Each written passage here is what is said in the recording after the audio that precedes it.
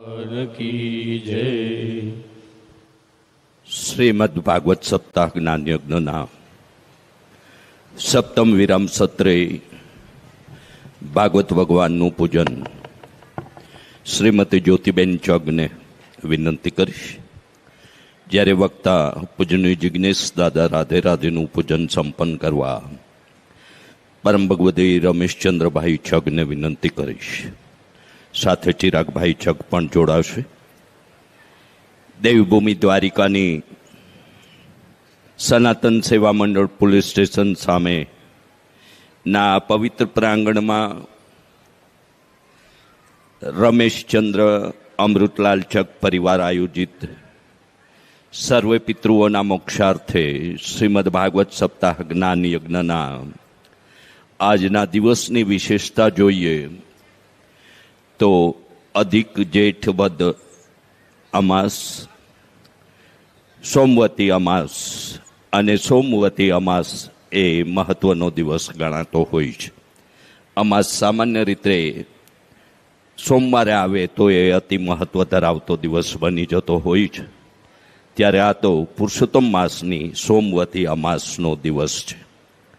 અને એવા આ દિન વિશેષની વિશેષતા સાથે આપણને સૌને રાજાધિરાજના સાનિધ્યમાં આ દિવ્ય પાવન પ્રાંગણમાં એમના જ ગુણાનું આજના સાક્ષી બનવાનો અવસર મળ્યો છે.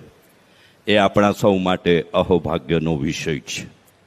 કર્તવ્ય ટીવી ચેનલ, શિક્ષા TV channel, Radhe Radhe official YouTube channel અને પ્રત્યક્ષપણે આ રસ અમૃતનું પાન કરતા સૌનું ચક પરિવાર વતી હાર્દિક સ્વાગત.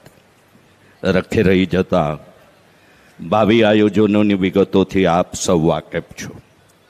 સેવા શિક્ષણ અને સંસ્કારના Radhe Radhe education and charitable ટ્રસ્ટના એ ગરીબ ઘરના બાળકોના સેવા યજ્ઞના ઉપક્રમોથી પણ હવે આપ વાકેફ છો. ત્યારે ફરી આપ સૌને યાદી કરી દઉં કે આજનો લાવો લીજીએ રે કાલ કોણે દીઠી છે.